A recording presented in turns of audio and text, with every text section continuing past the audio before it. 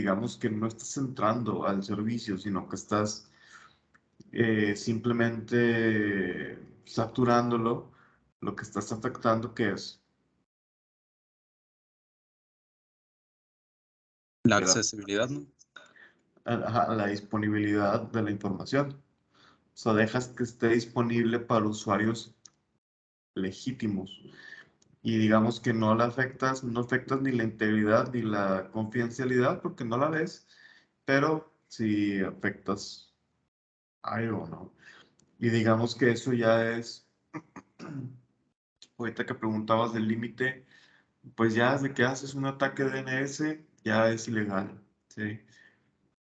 Porque tiene una cierta intención de sobresaturar el servicio. Aunque no vayas a robarte cosas, simplemente estás afectando las operaciones de alguien más.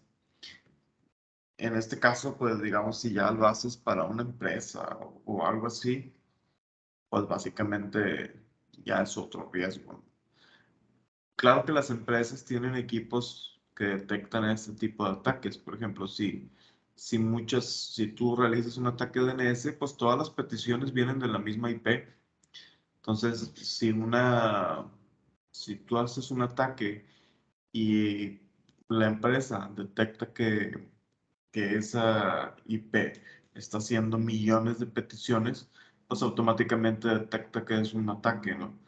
Y lo que hace es bloquear o terminar esa conexión de manera automática, o sea, sin que la empresa llegue a darse cuenta, ¿no?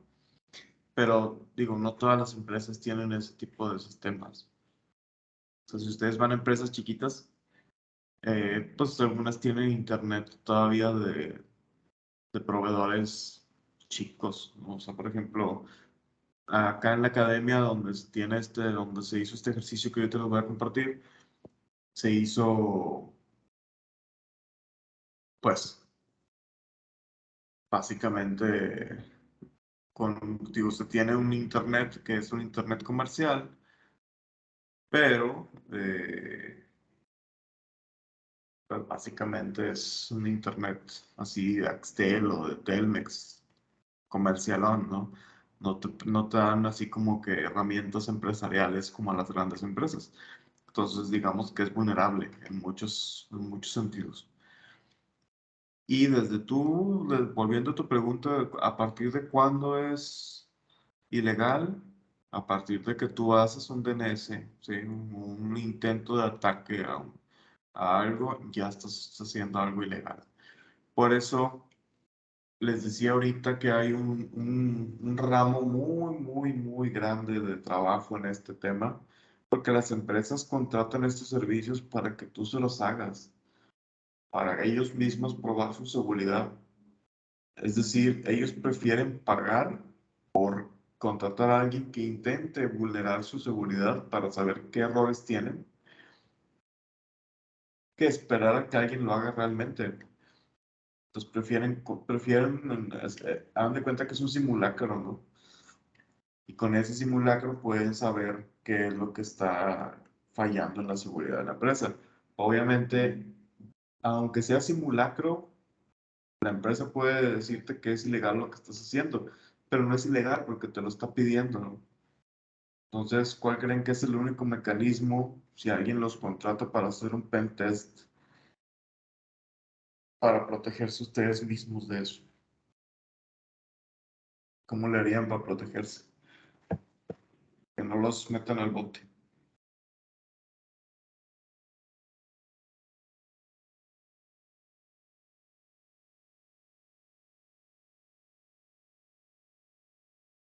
¿Alguna idea?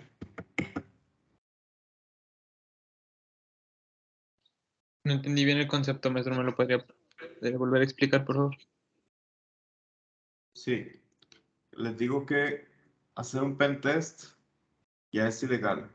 Pero si una empresa les pide que hagan un pen test, ¿cómo se protegen ustedes para que no los metan al bote?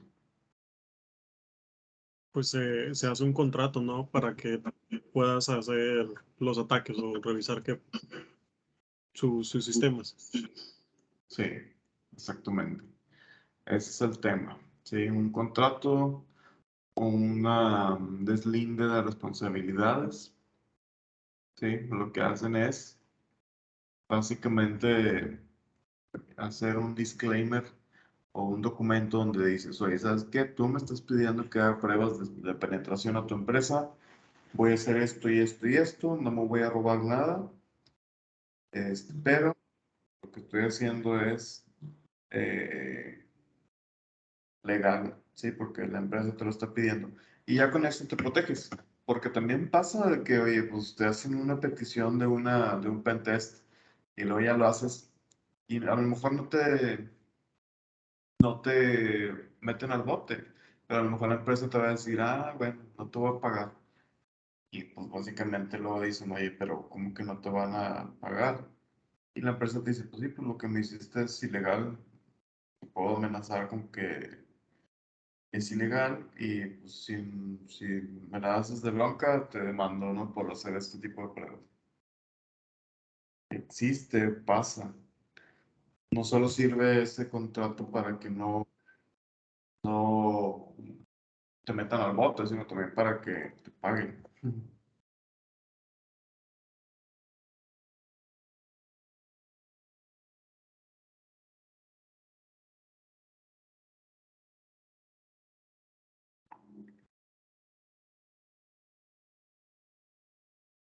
Entonces, pues bueno, este ataque que se hizo fue acá a la escuela de música de la que ustedes conocen que yo trabajo.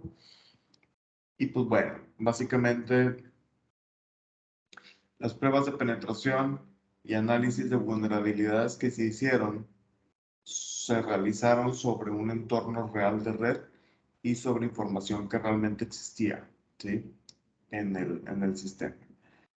Fue desarrollado bajo la metodología Pen Testing o PTES, ¿sí?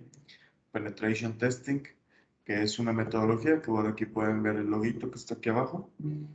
Y fue desarrollado físicamente en las instalaciones de la Escuela de Música, que es donde estoy ahorita, precisamente.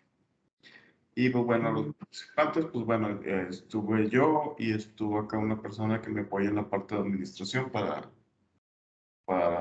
hacer esta prueba, ¿no? A ver, denme unos minutitos, muchachos. Si quieren, vamos a hacer una ligera pausa.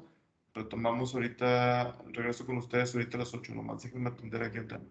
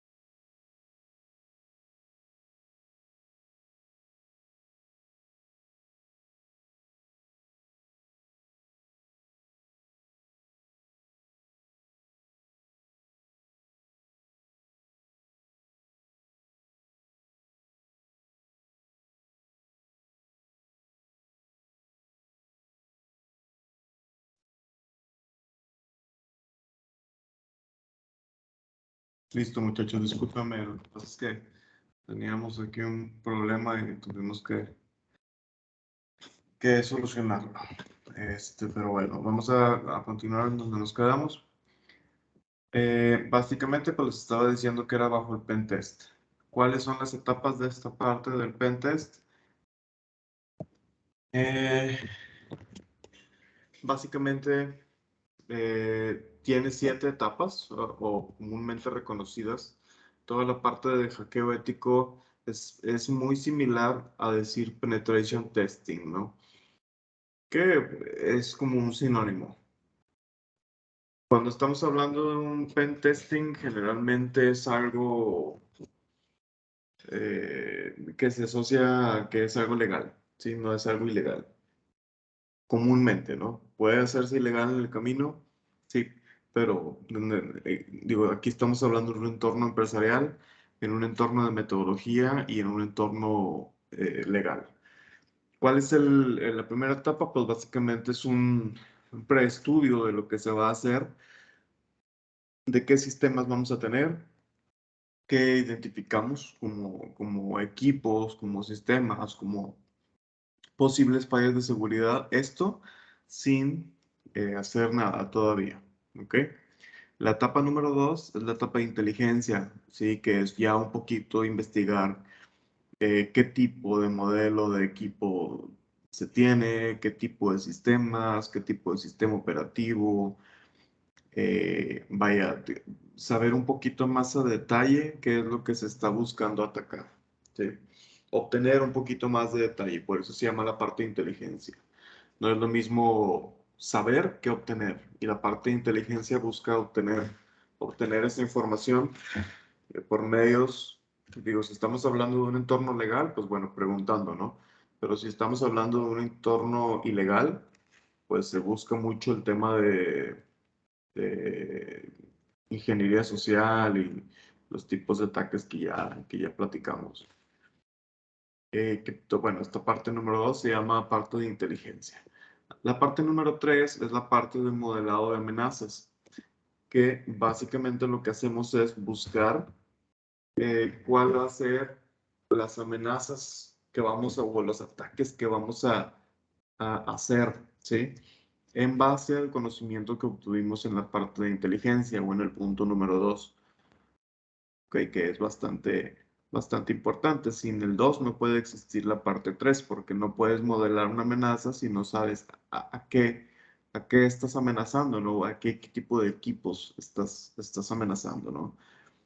Y el punto número 4 es algo que aquí ustedes lo pueden ver como una parte consecutiva, que después de que el 3 va al 4, pero no necesariamente es así. A veces estos se corren en paralelo.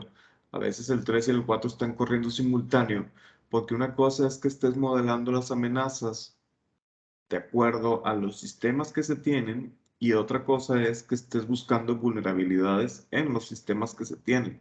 Son dos procesos diferentes que usualmente se corren de esta manera, o sea, uno tras otro, pero que también pueden correrse de manera paralela, ¿no? O sea, también se puede hacer. Es como si te digo, oye, tú tienes un equipo con Windows 10, entonces, pues bueno, te voy a lanzar un ataque de estos que ya sé que funcionan para Windows 10. Y por otro lado, ya que estoy haciendo eso, digo, bueno, a ver, déjame explorar qué otras vulnerabilidades tiene tu equipo. Entonces, esas dos partes son la parte 3 y la parte 4.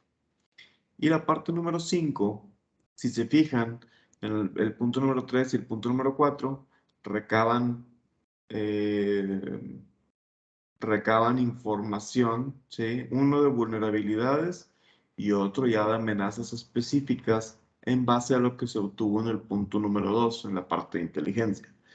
Pero ahí todavía no hay ningún ataque materializado, no se hace nada todavía, simplemente estás modelando temas, encontrando vulnerabilidades, recopilando inteligencia, etcétera, etcétera. Y en el punto número 5 es cuando ya haces el ataque o el exploit, como le llaman, ¿no? Es como que explotar las vulnerabilidades, explotar las amenazas que estás, materializar las amenazas que estás modelando, explotar las vulnerabilidades, ¿sí? y hacerlo real. ¿Ok? Obviamente es el punto más laborioso, es el punto más dañino, por así decirlo, más delicado. Todos los puntos antes del 5 es puro discovery de la víctima, ¿no? Y el punto número 6 es la parte de la post-explotación, ¿sí? La post-explotación es, oye, ¿sabes qué? Pues se hizo este ataque, estos fueron los resultados, estos fueron los daños, o esto fue lo que sucedió, ¿sí?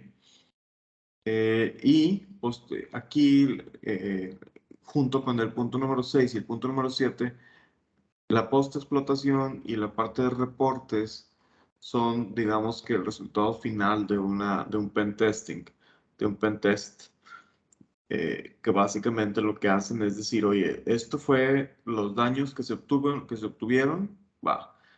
Entonces, estamos, como quien dice, analizando cuáles fueron los daños y se emiten recomendaciones, que eso es parte del punto clave. Si no fuera un pen testing legal, pues no, ¿para qué haces recomendaciones, no? Cómo curar esas vulnerabilidades que se encontraron y cómo evitar que vuelvan a pasar los tipos de ataques que tuvieron éxito en la empresa, ¿no? Esto es como de cierta manera, tiene cierto parecido al Business Continuity Plan. No sé si se acuerdan que en el Business Continuity Plan les decía que hay una parte de vía, que es como una parte de discovery de toda la empresa, de cuáles son los procesos críticos, etcétera, etcétera, como de preparación. Y la parte de ella es muy similar aquí porque tiene una parte de inteligencia, una parte de modelado de amenazas, vamos a buscar cuáles son las vulnerabilidades, ¿sí? O los puntos de dolor de la víctima y luego ya hace una parte de reporte. Es muy similar, todos los puntos 1, 2, 3 y 4 son muy similares a la parte del vía, que es la parte de recolección de información de una empresa. ¿Sí? Nada más que acá estás recopilando otro tipo de información, que es, pues, básicamente vulnerabilidades y puntos de dolor de la víctima, ¿no? Ya el punto número 5, 6 y 7 ya es hacerlo real y posteriormente reportear y hacer recomendaciones para que no suceda este tema. Y este es generalmente cuando te contratan para hacer un pen test, esto es el ciclo que esperan y esta es una metodología internacional o es un estándar. Como pueden ver ahí en su Penetration Testing Execution Standard, ¿sí?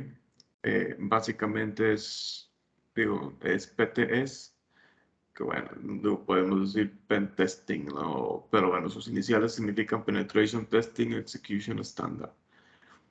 Básicamente estos son los puntos más comunes de una metodología y los puntos mundialmente aceptados para hacer un pen test. Como ven, ¿tienen alguna duda? ¿Está interesante? ¿Está aburrido? Hablen ahora o caen para siempre.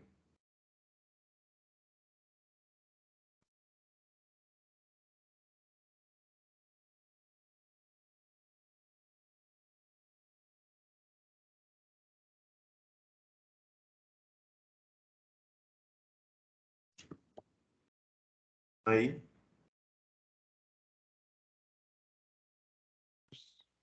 Sí, sí, profe, pues sí, sí se entiende y pues no, no es aburrido, sí está bien.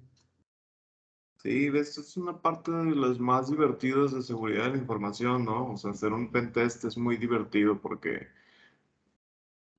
no es tan, o sea, sí es complejo, pero digamos que para los que les gusta así lo técnico y meterse mucho a detalle de un sistema, pues bueno, aquí se hallan bastantes cosas, ¿no?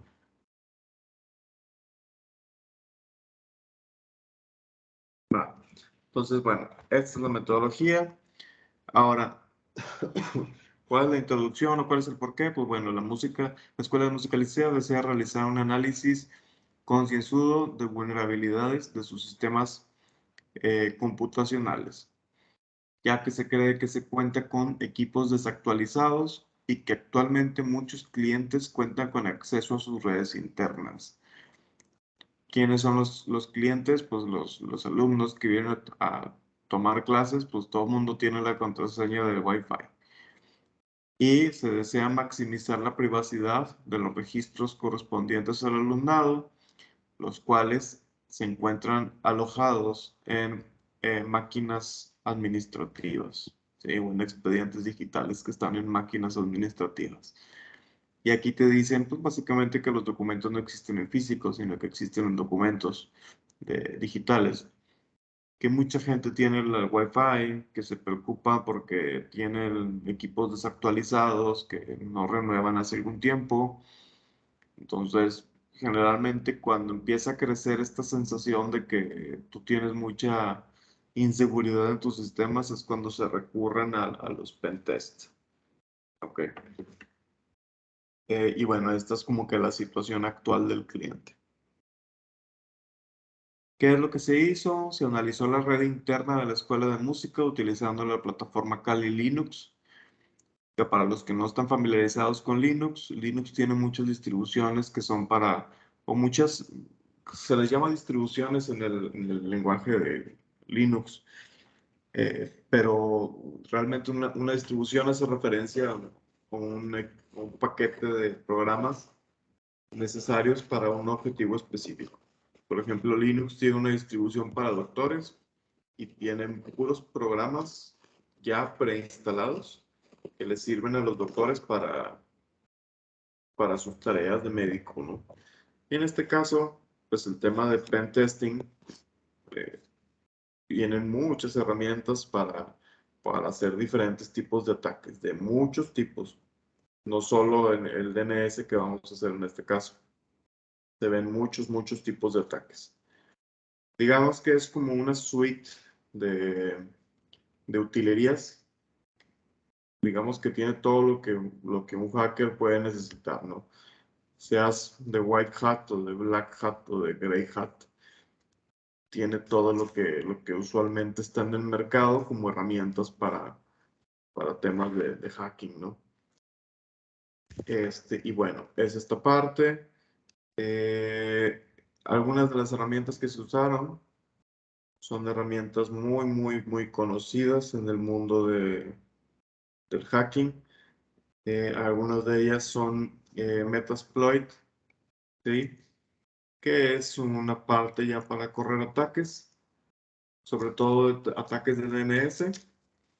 El HPing 3, que también es para hacer ataques de overflow o desbordamiento de peticiones o DNS, ¿verdad? Son conceptos similares.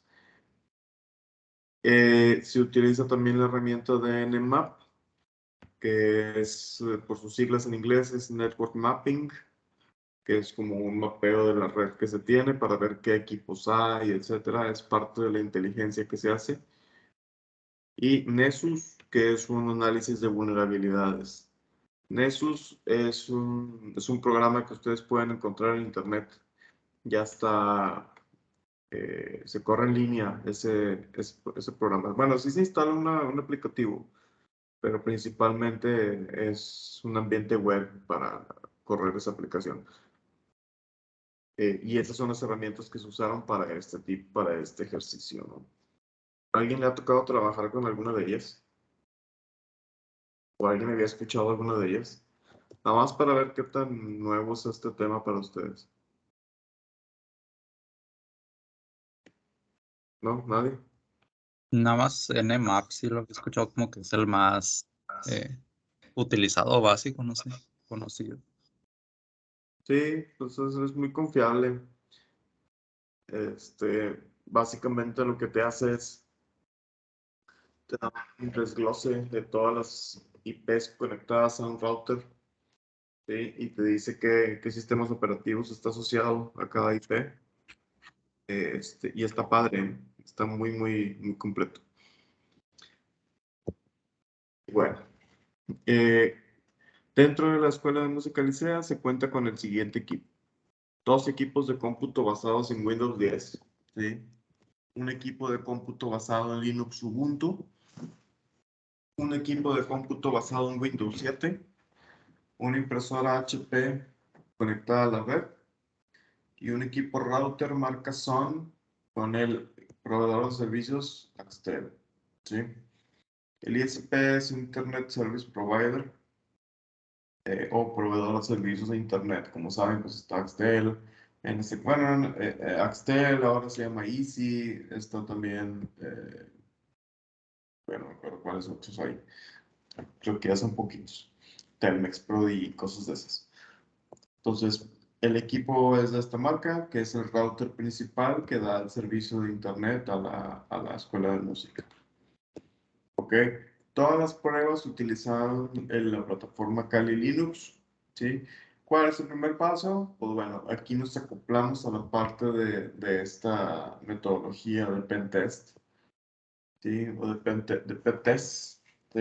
El primer paso, pues bueno, era utilizar el Nmap para buscar cuáles eran las IPs, qué sistemas operativos tenían esas IPs, qué puertos abiertos tenían. Si más o menos alguien sabe y que quiera compartir aquí con nosotros cuál es el punto o a qué se refiere un puerto en una computadora.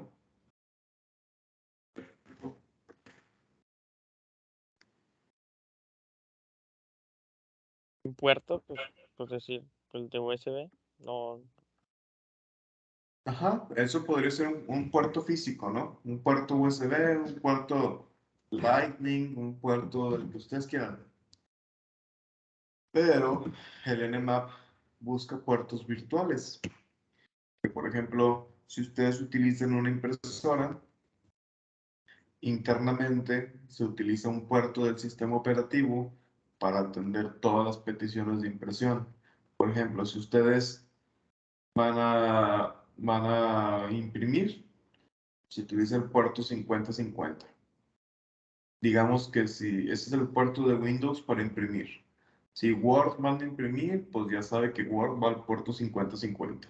Si Excel va a imprimir, va al puerto 5050. Todos van al mismo puerto para que ese puerto administre las peticiones centralizadas hacia la impresora.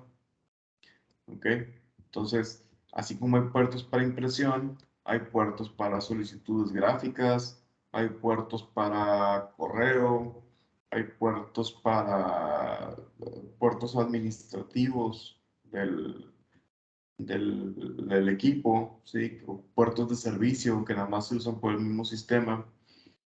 Y digamos que el Nmap te sirve para decirte cuáles puertos están abiertos. Tú puedes cerrar un puerto en tu computadora, puedes decir, voy a cerrar puerto 5050 por una directiva de Windows y ya, se acabó el servicio de impresión, ese sistema ya no va a poder imprimir porque está cerrado el puerto. Y para abrirlo se ocupan privilegios de administrador. Por eso se corre esta herramienta, porque el Nmap te hace un escaneo de todos los puertos abiertos y ahí es donde salen hallazgos donde dices, oye, ¿por qué está abierto este puerto? ¿No? O sea, ¿quién lo está utilizando? ¿Qué puerto no debería estar abierto? Es como que el primer escaneo, ¿no? Si tú descubres que una máquina tiene un puerto abierto que no debería estar abierto, pues eso va para el reporte directo para decir, oye, cierra este puerto porque por alguna razón está abierto y es una vulnerabilidad porque hay ciertos virus que atacan ciertos puertos. Entonces, digamos que si tú tienes puertos abiertos, pues representa una vulnerabilidad o eh, una oportunidad para ese virus, ¿no? Y el segundo paso es usar el Nessus, que es el que les comentaba, que básicamente el Nessus hace un análisis de vulnerabilidades, los cuales incluyen los puertos también, los mismos que utiliza el Nmap, pero agrega otras. Por ejemplo, si tú estás utilizando Windows 10 y no tienes un parche actualizado que se creó para cubrir ciertas vulnerabilidades del sistema operativo, pues el Nessus te lo va a decir. El Nessus te va a decir, oye, tu Windows 10 no tiene este parche que sirve para esto y estás vulnerable ante este tema. cosa que no hace el Nmap. El Nmap nada más te dice puertos abiertos. Por eso el Nmap y el Nessus son como que primos hermanos cercanos, ¿no? Casi siempre se corren al mismo tiempo porque te dan diferentes informaciones o diferente inteligencia de información. ¿Ok? El tercer paso, pues bueno, es el intento de ataques a los puertos que se encontraron abiertos. ¿Ok? Que si se fijan, de acuerdo a la metodología, el primero y el segundo es todo el primer paso y el segundo paso es todo un discovery de vulnerabilidades, de equipos, de IPs, de puertos abiertos, etcétera, para en el tercer paso ya hacer la parte de intento de ataques. No están ligados si en la metodología de PTest son 7 pasos, pues bueno, a lo mejor el primero y el segundo corresponden a los pasos del 1 al 4 de la metodología. Y el tercer paso corresponde al quinto paso de la metodología, que el quinto paso era el exploit. El tercer paso para nosotros en este momento es ya hacer la parte de ataques a lo que se encontró abierto. No vas a atacar algo que ya está cerrado porque no va a tener éxito, a menos que abras el puerto y que corras otro ataque para abrir ese puerto, pero no, generalmente si está la puerta cerrada de tu casa, pues no puedes entrar, ¿no? Se trata de encontrar cuáles puertas están abiertas para ver por dónde es más fácil hacer un ataque. Y el tercero y el cuarto paso, ¿sí? El tercer paso básicamente es a los puertos que se encontraron abiertos, y el cuarto paso es la explotación de vulnerabilidades por medio de exploits conocidos. Digamos que el tercer paso hace referencia al primer paso que está acá arriba, que es encuentras unos puertos abiertos en el primer paso y en el tercer paso intentas atacarlos. Y en el segundo paso encuentras vulnerabilidades en el sistema operativo, por ejemplo, falta de parches, que son sensibles a ciertos exploits. Y en el cuarto paso corres de esos exploits para ver si el sistema cae por medio de exploits conocidos que ya existen. Básicamente son scripts que se corren con cierto objetivo, sabiendo tú que ya existe una vulnerabilidad porque el sistema Nessus te lo dijo, y digamos que el tercero y el cuarto están relacionados al primero y el segundo paso. Y el quinto paso ya es la emisión de recomendaciones a la empresa para mitigar las vulnerabilidades, ¿sí? Que bueno, corresponden a los pasos 6 y 7 de la metodología PTEST. ¿Ok? ¿Alguna duda, algún comentario?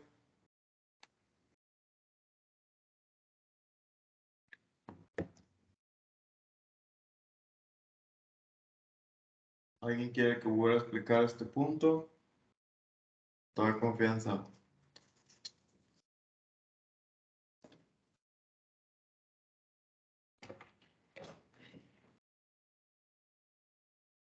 Muy bien. Entonces, pues bueno, estos son los pasos que se hicieron en todo este discovery de vulnerabilidades, ¿no? ¿Cuáles fueron las pruebas ya en específico realizadas? Pues bueno, se escaneó toda la red por medio de la aplicación Nmap. Se encontraron 6 equipos de diversos sistemas operativos. Algunos eran para el ejercicio, se crearon máquinas virtuales para todavía hacerlo más interesante, ¿no? Para los que no sepan o no tengan el contexto, Windows 7 es uno de los sistemas ya más obsoletos y con más vulnerabilidades que han existido en la historia de Windows. Por eso lo agregamos a este ejercicio, porque era interesante ver qué tanto arrojaba de vulnerabilidad ese sistema operativo. Y pues bueno, fue muy breve. Windows 7 duró muy poquito en el mundo de la informática. Y fue por eso, precisamente, porque fue muy inseguro. Entonces sacaron el Windows 7, se brincaron el Windows 10. Ah, no, no es cierto, creo que sí existió el 8.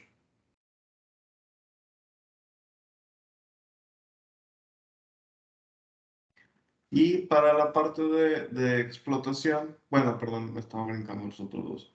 Se lanzaron ataques DOS, Denial of Service. ¿Sí? Denial of Service es negación del servicio al router del ISP. En este caso es al router SON, que era del proveedor Axtel. Y se utilizó la plataforma de Nessus para el análisis de vulnerabilidades que les comentaba.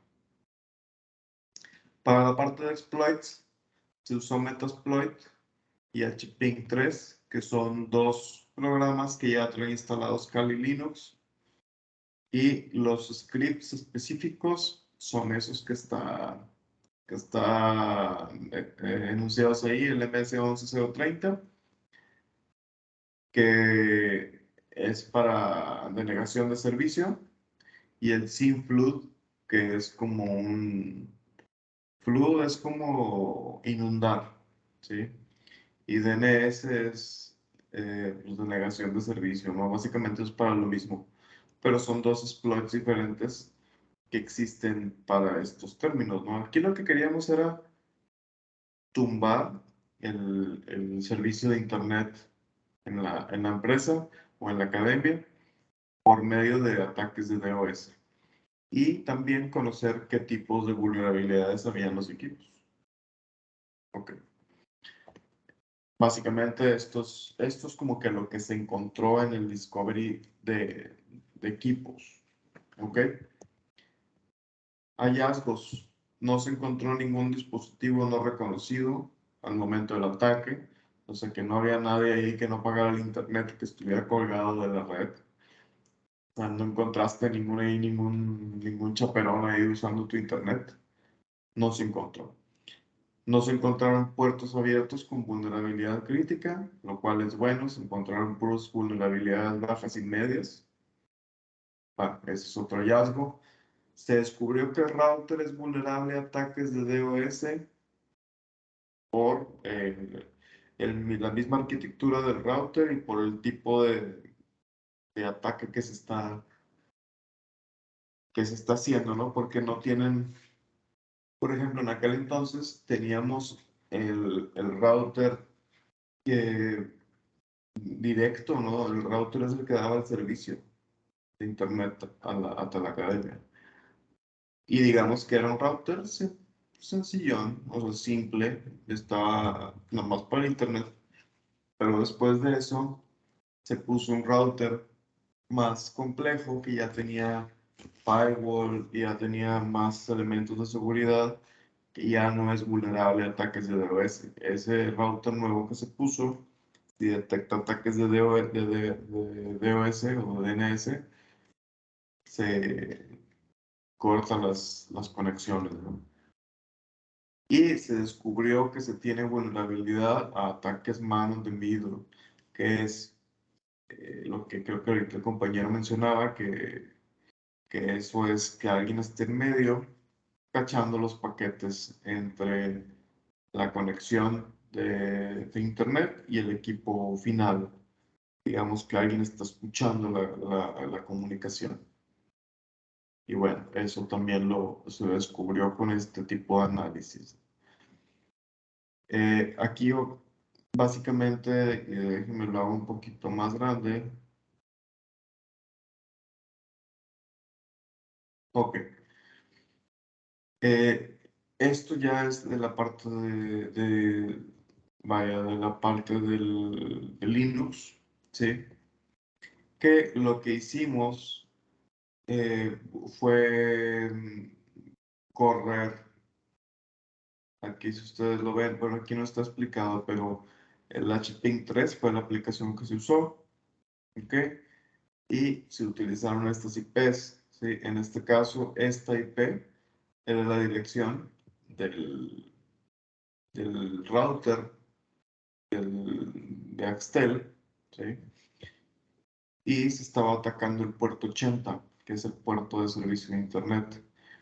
Y lo que hacíamos era correr el comando flood, o que se llamaba inundar, ¿ok? Y lo que hacía era empezar a lanzar paquetes eternamente, ¿sí? Hasta que tú lo detienes. ¿Ok? Entonces, en este caso, cuando se detuvo el ataque, que lo corres un rato, ¿no? Y ya después un ratito lo detienes. Y aquí, si ustedes ven este número, ya en el momento de que se detuvo, había enviado 1.746.831 paquetes transmitidos. O sea, que envió paquetes de información al router por casi 2 millones de peticiones con el objetivo de inundarle el servicio de Internet a esa IP para que se cayera o para que todas las demás conexiones se hicieran lentísimas. Y pues bueno, eso correspondió al ataque que se hizo en HPing. Si se fijan, es relativamente sencillo. Es correr esa aplicación, ponerle una IP, ponerle un puerto y correr el comando que quieras hacer. En este caso fue flood. Obviamente, pues se requiere tener esta distribución de Linux que ya trae esta herramienta, ¿no? Y pues bueno, ¿alguien de aquí tiene Linux instalado en sus máquinas?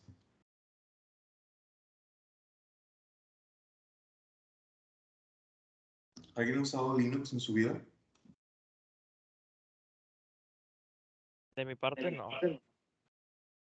Usado sí, pero actualmente instalado no. De hecho, justo acabo de formatear un USB que tenía una instalación de Linux. Ah, ok. Ok. Qué raro, fíjense. No, casi siempre me había encontrado a alumnos que ya habían explorado la parte de Linux, como que a todo mundo, a todos los de sistemas nos llama la atención el Linux porque como que Linux es muy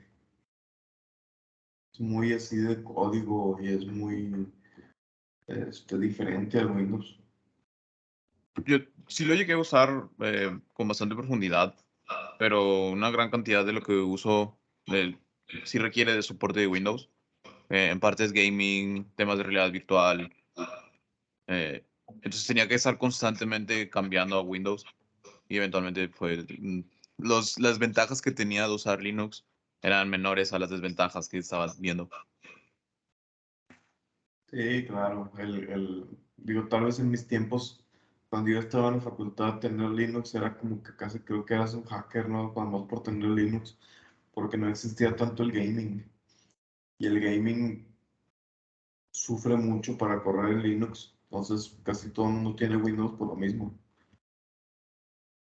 Por eso a lo mejor perdió un poquito de popularidad, pero para temas de seguridad es la mera ley, ¿sí? Todo lo que es Linux. Es como un maletín de herramientas para tu objetivo. Trae miles de herramientas para diferentes tipos de objetivos. Saberlas operar todas es bien difícil, pero no imposible. Bueno, y esta parte, aquí estábamos haciendo la parte de DDoS al router. Ahora, ¿qué fue el resultado, no? Después del ataque realizado, el router ya no respondió a las peticiones de ping. ¿Saben lo que es el ping?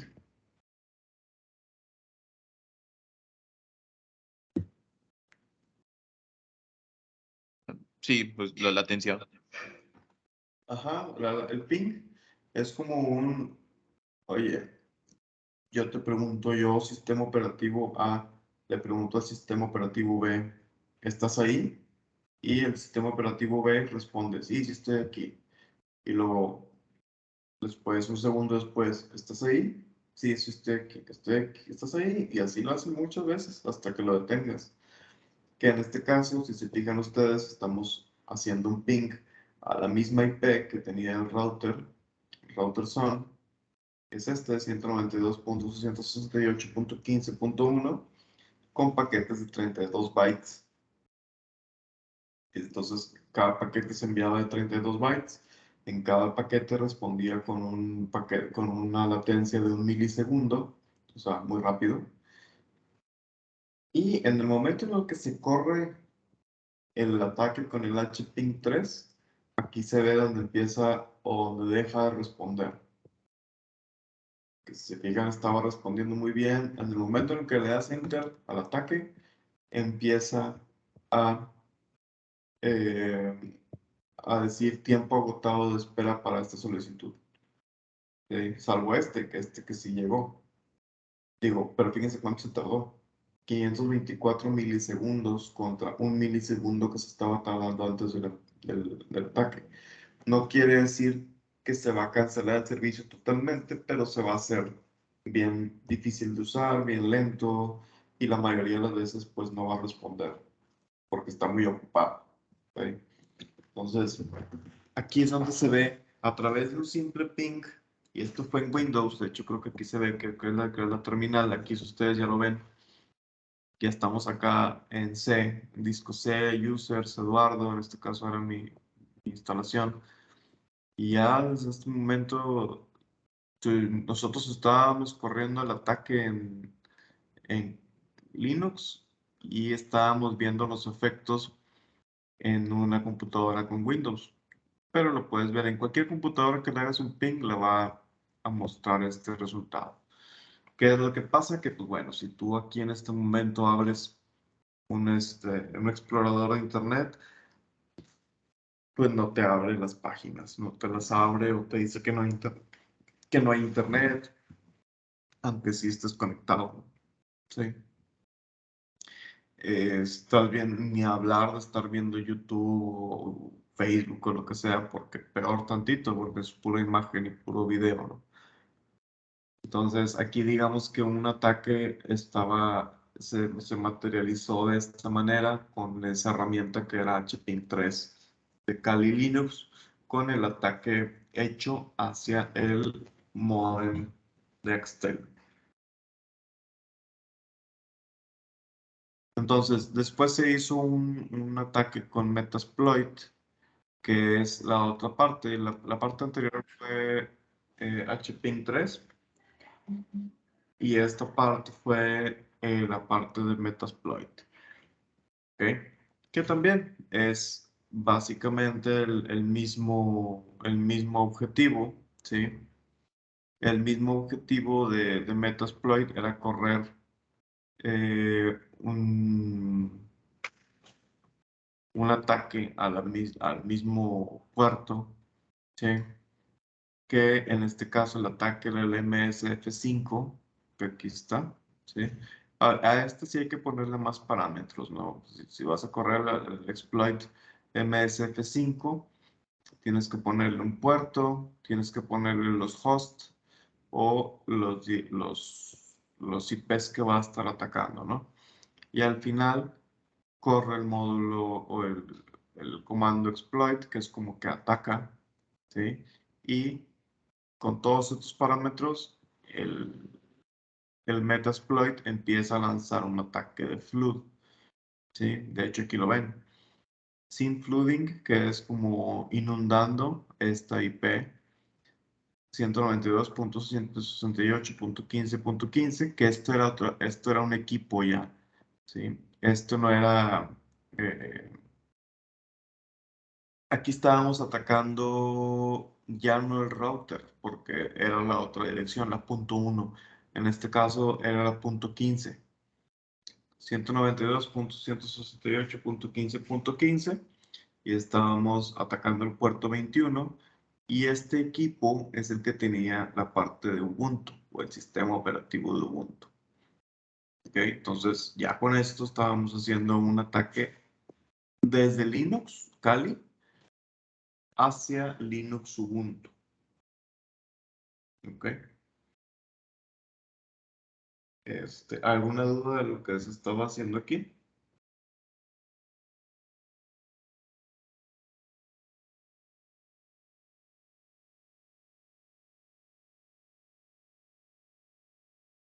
Ok. ¿El puerto 21 qué es, profe? El puerto 21 es el puerto de comunicaciones de Ubuntu, de comunicaciones de red. Pero fíjense que en esta parte, y aquí ustedes lo pueden ver como la parte de, esta es la aplicación de Linux, ¿sí? De Ubuntu, perdón. Esto no es Kali, esto es Ubuntu. Aquí está el sistema operativo de Ubuntu. Pues no había ninguna afectación. Si se fijan, los pings estaban funcionando normal. A pesar de que se le estaba atacando el sistema operativo Ubuntu, nunca dejó de responder. Siempre respondió muy bien. Entonces, digamos que el sistema operativo Ubuntu no... Hay diferentes enfoques, ¿no? Una cosa es que ataques un router y otra cosa es que ataques un equipo específico. Generalmente los routers son más vulnerables que el equipo en específico. En este caso Ubuntu pues no es vulnerable a este exploit que se corrió. Pero el router sí lo es, por eso el router dejó de responder y Ubuntu, a pesar de que se le estaba haciendo un ataque, pues bloqueó la conexión y no te dejó, no te dejó, ¿cómo se dice? Materializar ese ataque, ¿no? Básicamente este tipo de puertos pues, generalmente atacan los puertos más vulnerables, ¿no? Por ejemplo, el puerto 21 es muy conocido porque es para comunicaciones de tipo FTP. El FTP es muy vulnerable, casi de hecho es uno de los protocolos más peligrosos que hay, pero se usa mucho para enviar paquetes grandes por FTP. Es útil, pero es peligroso. Y en este caso lo que estábamos atacando era el Ubuntu, eh, el sistema operativo Ubuntu, específicamente el puerto 21, y no hubo problema, todo funcionó bien. Y aquí estábamos usando Metasploit. Y aquí también le puse como comentario, pues también se utilizó HPing3, pero pues no, tampoco funcionó. ¿Por qué? Porque el sistema operativo está protegido para este tipo de cosas.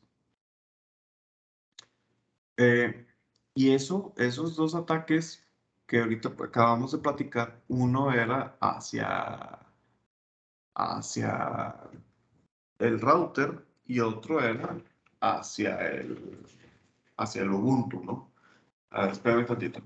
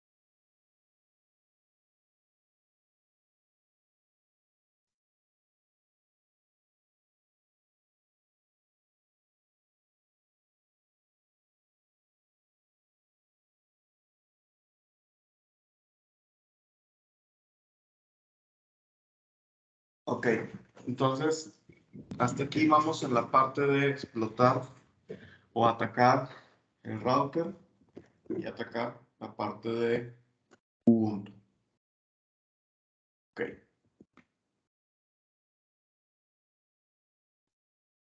Es lo mismo que ya vimos. Ahora, Windows 7 es como les digo, es un caso interesante porque es muy obsoleto y es muy vulnerable, ¿no? Digo, aquí se corrió una versión virgen de Windows 7 sin parches, ni antivirus, ni nada, absolutamente nada, ¿no?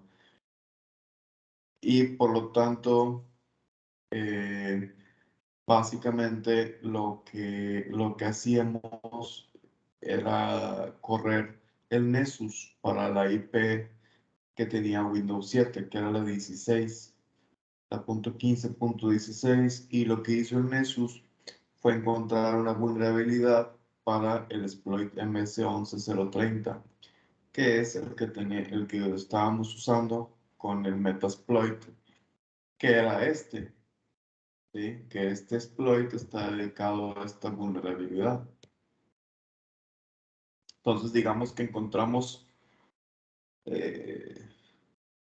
ahora sí que la vulnerabilidad exacta, el sistema operativo exacto y el exploit exacto para aprovechar esta debilidad de Windows 7.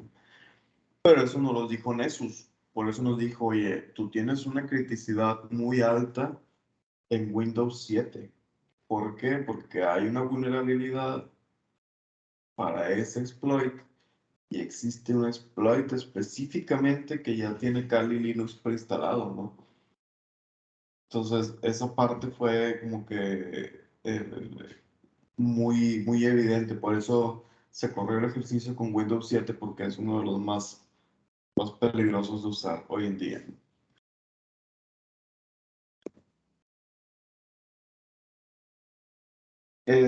Y aquí básicamente lo que hicimos fue correr en Linux, en Kali, el exploit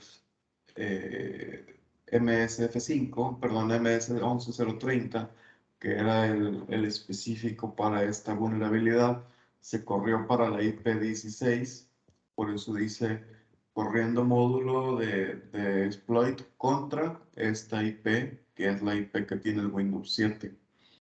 ¿Ok?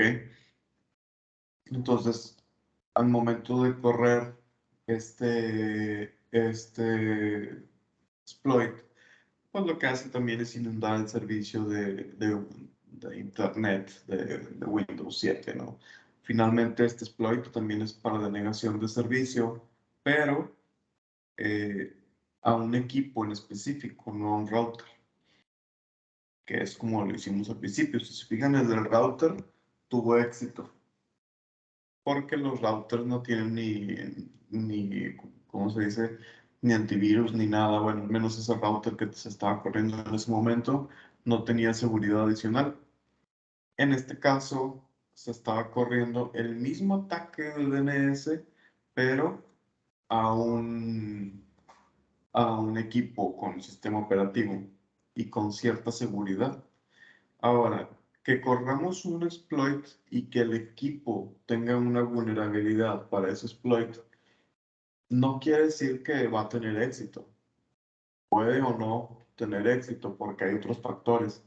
Por ejemplo, hay veces que aunque exista una vulnerabilidad, pues hay elementos que entran a la protección. Por ejemplo, puedes tú no tener un parche para quitarte la vulnerabilidad de ese exploit, del 0.30 en este caso, pero puedes tener un antivirus, ¿sí? Y el antivirus detecta el ataque con la parte de firewall y el antivirus lo bloquea. Por ese motivo, a pesar de que tú tengas un sistema operativo con una vulnerabilidad específica, no quiere decir que ya con eso tiene éxito un ataque, porque hay otros elementos que pudieran entrar en la protección. Si yo hubiera tenido un router con firewall y con protección de antivirus, a lo mejor hubieran detectado ese ataque y lo bloquea desde el router, porque el router, digamos que lo ve pasar hacia la computadora y lo bloquea antes de que llegue a la computadora. ¿Ok? Y pues bueno, ¿qué es lo que pasaba? Básicamente el exploit corrió durante 10 minutos sin que Windows 7 se viera afectado, ¿no? Por lo tanto, en esa situación, en ese ataque no se logró materializar. Por eso, y esto era el Windows 7, y aquí lo pueden ver ustedes. Esta es la consola de Windows 7. Aquí se estaba corriendo también el ping para ver si había respuesta de internet. Y sí había respuesta de internet. Todo bien, todo normal. No se cayó el servicio. Algunas llamadas eran un poquito más tardadas, 1 milisegundo, que es el promedio, pero generalmente funcionó bien, ¿sí? A lo mejor lo que hace es o lo bloquea, hubo un elemento que bloqueó el ataque, o simplemente lo hizo lento, pero no fue tan catastrófico como se esperaba, ¿no?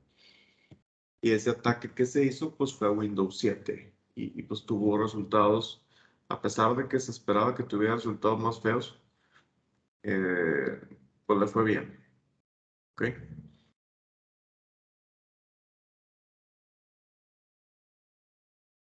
¿Alguna duda hasta aquí?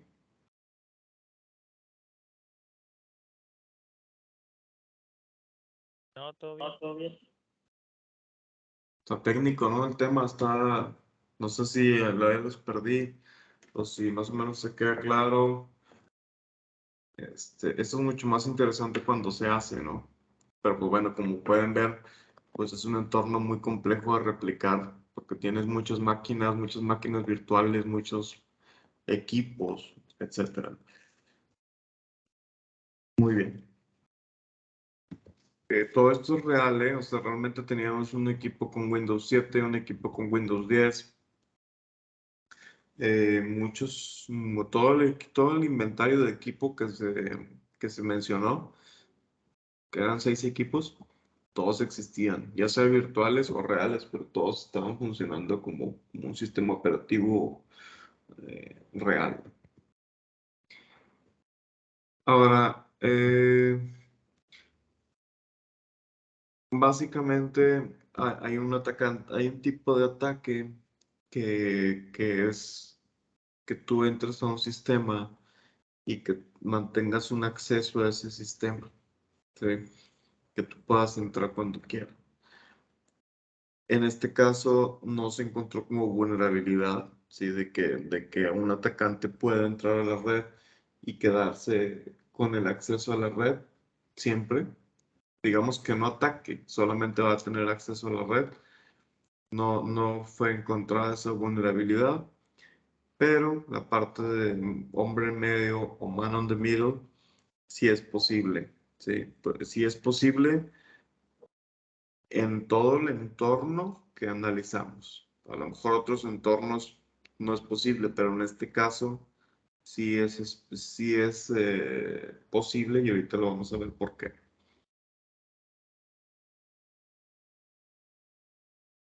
Y esto es, si se fijan, son las direcciones IPs que se detectaron en el entorno, ¿ok? Que en este caso tenemos el router, que es la punto 1. Tenemos dos equipos con Windows 10, que son las IPs punto 6 y punto 12. Tenemos la impresora, que es la punto 8. Tenemos el Ubuntu, que es la punto 15. Y el Windows 7, que es la punto 16. Según Nessus, al correr un análisis a todas las IPs que tú le das, te identifica vulnerabilidades de distintos tipos de criticidades.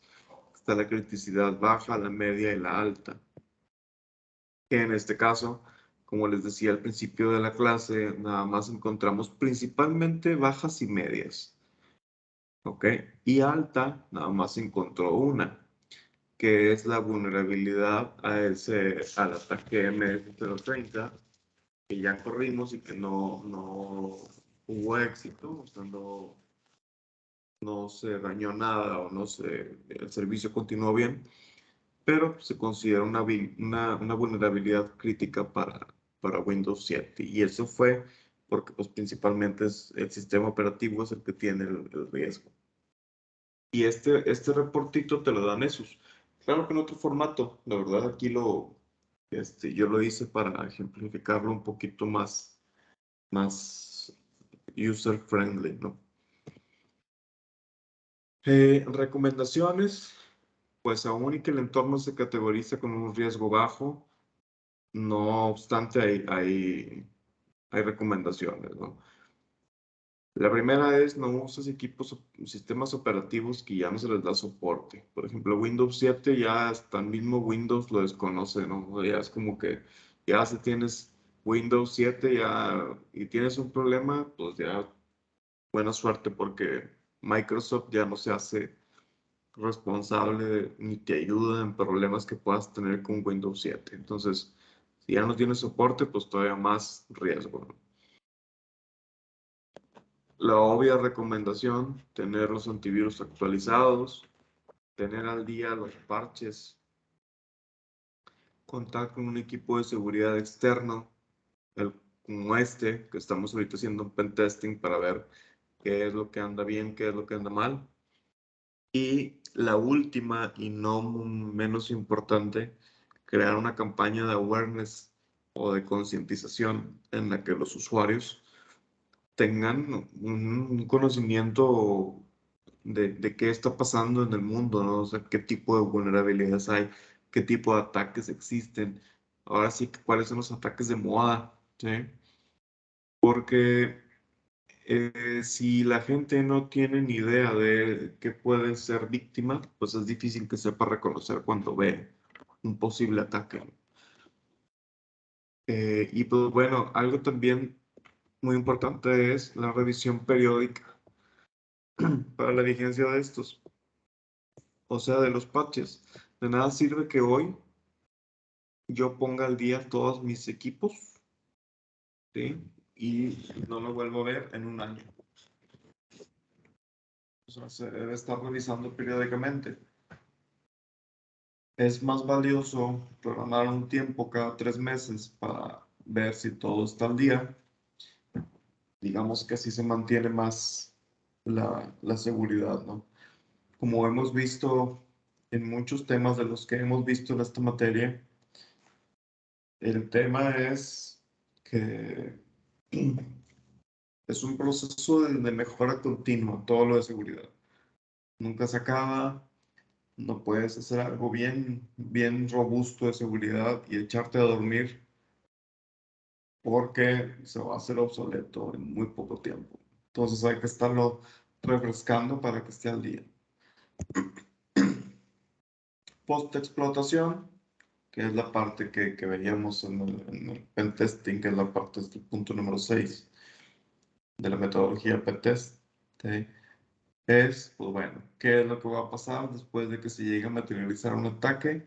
Pues hay muchas consecuencias, ¿no? De acuerdo a las vulnerabilidades que se tienen, pues al tener un ataque de DOS, la empresa dejará de contar con el servicio de Internet, el cual es muy utilizado durante todo el servicio de las clases de música, empobreciendo la experiencia de clase y perdiendo clientes en el corto o mediano plazo. ¿Por qué? Porque pues, no hay buen Internet o las clases se cortan a cada rato. ¿Ok? Y como vimos, pues es muy fácil hacer un ataque de DOS al router por medio de Kali.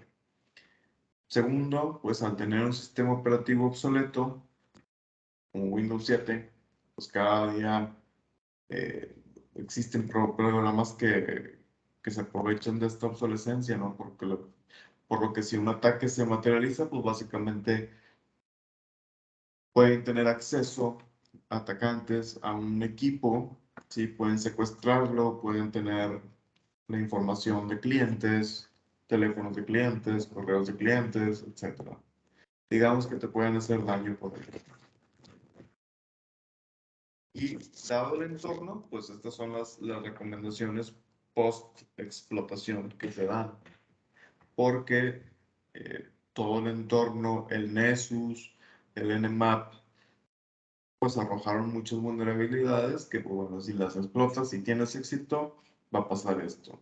A lo mejor ahorita corrimos el ataque de 0.30 y no tuvo éxito, pero a lo mejor un atacante tiene el 0.30 modificado para que tenga un script algo diferente y ese puede sí tener éxito.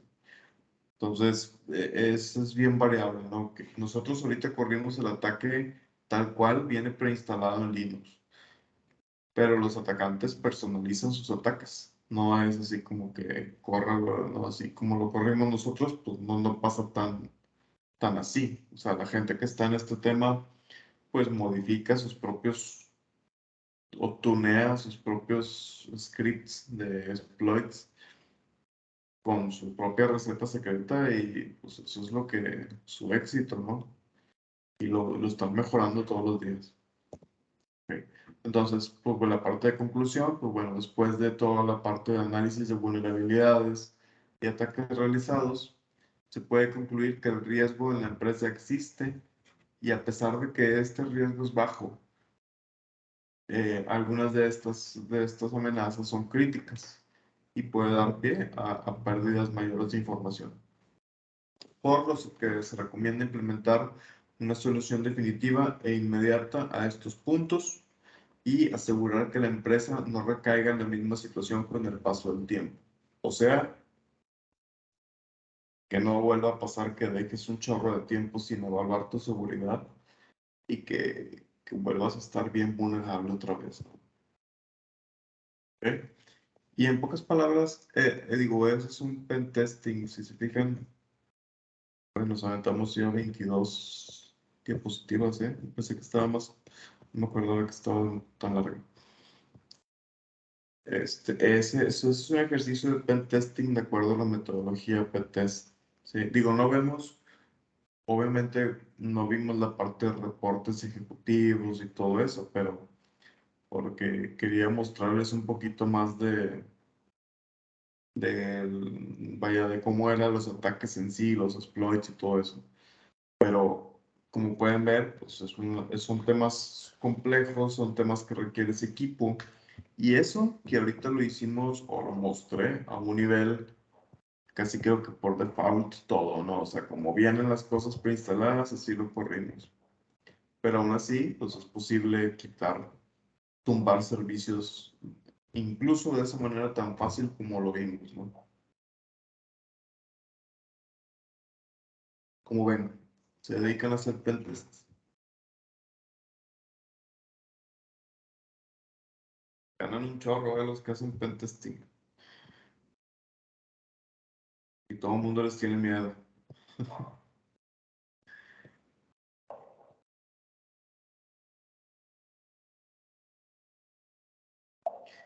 ¿Algún comentario? ¿Duda? Bueno, ¿Qué? como que no lo probó bueno, no sé, en el nuevo, el Windows 11.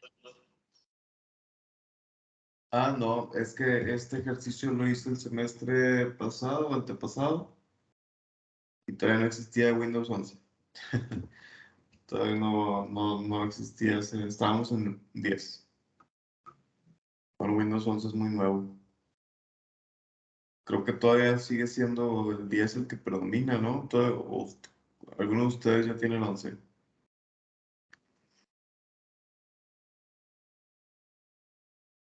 Ese creo que el 10 es el que trae la mayoría de las computadoras, pero ya ahorita las nuevas ya traen el 11, porque hasta hace poquito estaba el 11 beta y traía bastantes, sí traía, pues a cada ratito lo estaban modificando, pero ya ahorita ya está la versión tal cual y sí está en computadoras nuevas, creo. Ujú. Yo ni sé cuál tengo. ¿Cómo le hago para saber? Yo tengo el 11, pero no sé si cuál es la versión.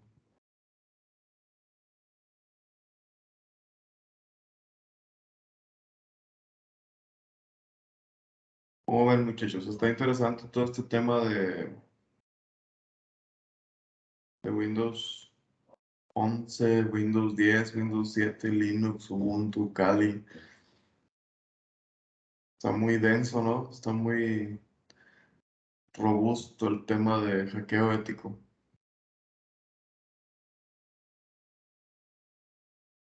Sí, profe, como dice, creo que es un tema pues interesante, la verdad, y siento que la persona que sepa este tipo de cosas pues debe de ser muy meticuloso en estos asuntos y pues tener vasto conocimiento, pero usted ahorita preguntó que si, bueno, por ejemplo, yo no me dedicaría a esto porque siento que en cualquier momento podría cometer un error o algo y todo se vendría abajo, siento que es como que muy delicado y pues no. Y lo que pasa es que pues ves mucha información. O sea, ves mucha información antes de que se libere, ¿sí? O antes de que salga al de la empresa o algo así, puedes caer en pasos indebidos, ¿no? Hay una policía cibernética que está monitoreando este tema, hay departamentos de seguridad, hay empresas extranjeras que tú puedes andar indagando en una empresa en México, pero está subordinada a una empresa en otra parte del mundo y te detectan en otra parte del mundo y al bote aquí. Entonces es un tema delicado. Por eso todos este tipo de pruebas, pues bueno, se recomiendan hacer primero en entornos tuyos, ¿no? En entornos donde no vayas a tener problemas. Pero sí son delicados. Pues bueno, este es el tema de Pentest, que está muy, como les digo, es muy sinónimo de hackeo ético, ¿no? Bueno, la Profe, próxima, las Robert Ducky entran como pentesting. no las que, perdón, Robert Ducky. no las conozco. ¿Qué son? Son como unas memorias, pero ya con programas instalados para que, pues creo que es más como para atacar.